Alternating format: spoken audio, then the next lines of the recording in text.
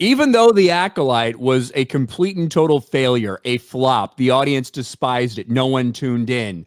Horrible ratings for Disney Star Wars. And it effectively and ultimately got canceled, and rightly so.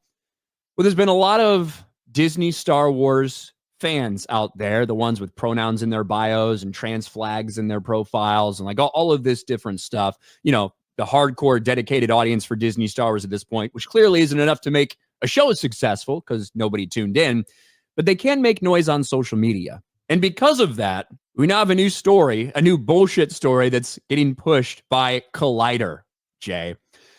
Demand for The Acolyte is sky high despite cancellation.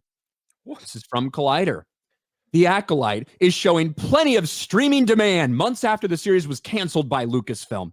According to Parrot Analytics, the story starring Amanda Stenberg as two different protagonists is currently listed as scoring more than 20 times the average demand seen in the current streaming landscape. I mean, holy shit, Jay, this is a huge fucking deal. We got the Disney Star Wars stan accounts like Star Wars Holocron tweeting it out. New data suggests demand is strong for a season 2 of The Acolyte. Well, you got to renew it then. You got to renew this thing, obviously, if the demand is strong. Parrot Analytics, who track the most in-demand shows by measuring interest, engagement, and viewership across social media, streaming sites, and other sources, indicate The Acolyte has demand in the U.S. that is 20.4 times the market average in the last 30 days. Oh. Very important to note that this data is coming from Parrot Analytics, Jay. And do you know why? Parrot Analytics does not measure who's watching things on TV. It measures if things are being talked about. Whether things are being talked about positively, whether things are being talked about negatively, it doesn't matter. It all goes into it's being talked about. And that's what they count as in demand. Parrot Analytics, that's who does this shit. Parrot Analytics is a complete crock if you want to talk about things that are successful versus are not successful. It just means that there could be an army of, say, I don't know, 500, 1,000 Acolyte sycophants that talk about it and ship things with it every fucking day. That's all that means. It doesn't mean that people watched or will watch. That's what Parrot Analytics is. And if you want to understand why Collider posting this is so fucking ridiculous, all you have to do is go back to when Acolyte was coming out. And what did Collider tell us? This time by using the real good streaming charts, which are the same as Parrot Analytics. They don't measure who's watching things on streaming. They measure the things that are being talked about to develop their streaming charts. The Acolyte continues to dominate streaming charts. Except it didn't.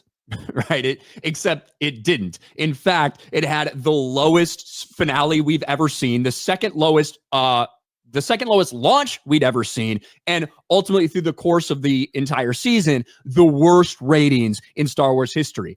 Despite the places like Parrot Analytics and Real Good Analytics telling us that, well, look at all this demand for this show. It's so fucking stupid. And now that the media is running this bullshit and dumb Star Wars retard sites are picking it up, you have dumb retards like Leslie Headland's gay wife, Rebecca Henderson, who happened to be cast in The Acolyte. I wonder how that happened. Probably learned from Harvey. Make sure you cast the people you're fucking. That's what Leslie Headland learned from Harvey Weinstein. Congratulations. Rebecca Henderson shared this article. The Acolyte has been a massive hit for Disney Plus. It was canceled because if you know, you know, but the fans love it and we love you. It was canceled because nobody fucking watched. Their theory is that it was canceled because a minority of people didn't like it and made YouTube videos about it.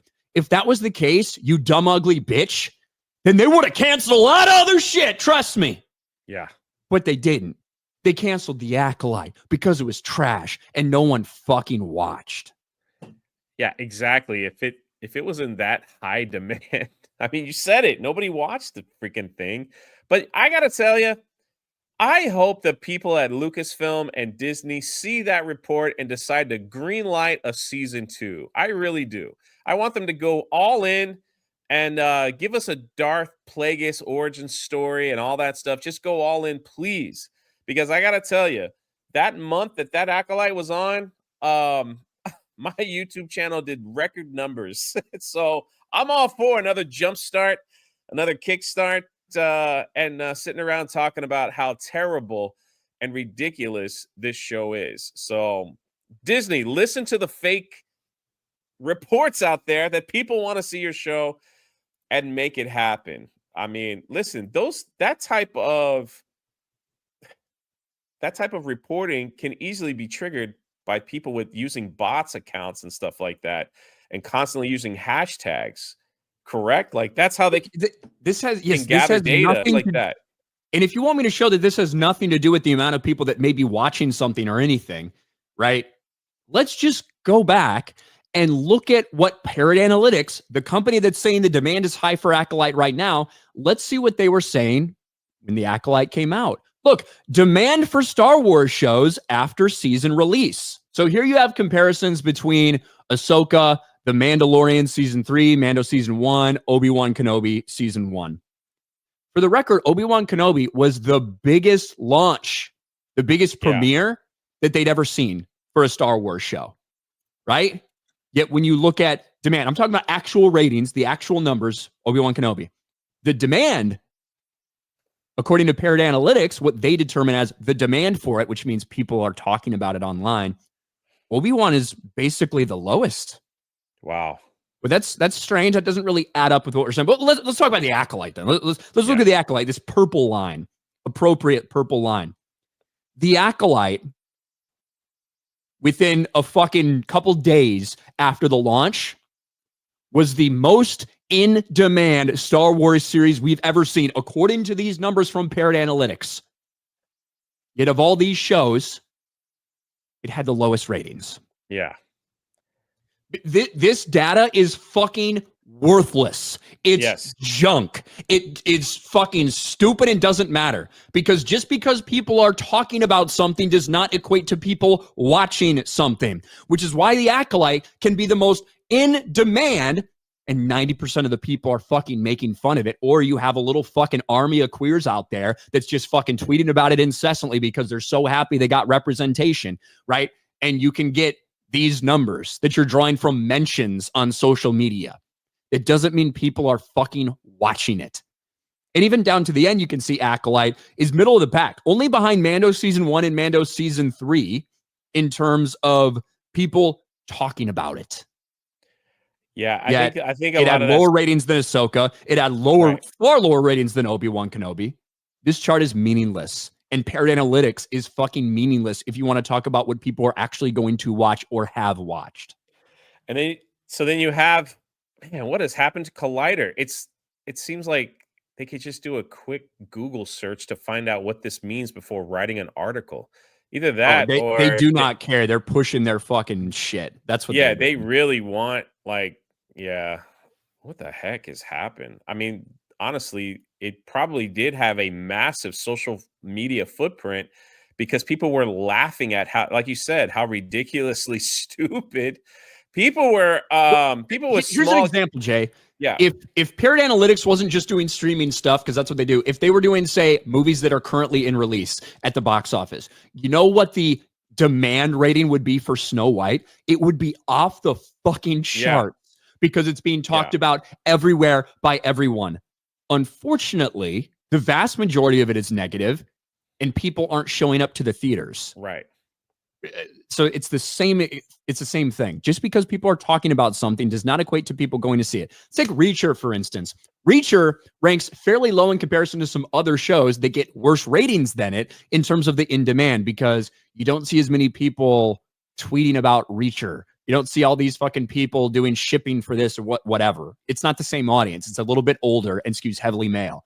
So we don't see it for that. Yet that's getting better ratings than a lot of other shit that's out right now. Right. It's they should label that a little differently then. Their metric system. I mean, it's meant to be a fucking scam. They're trying to sell themselves to fucking companies in the entertainment industry. Yeah. But like this Collider article. You want to talk about how ridiculous and retarded they are. The Acolyte proved to be a streaming success when it was released last summer. The Acolyte proved to be a streaming success. But after an extensive hate campaign seen online based on the diversity of the show's cast, the industry was shocked to see Lucasfilm announcing it wouldn't move forward with the second season of the series. Wait, so they're blaming racism. Racism! That's why the show didn't do well. That's the old go-to, man. They figured out, they cracked the code. They cracked it. When a show fails, it's all the racists that didn't want to see. Oh man. Man, that's so 2020. Come on, Collider, get with it, man. Hey, they got Leslie Headland's wife to talk about it, so maybe that they're happy. Crazy.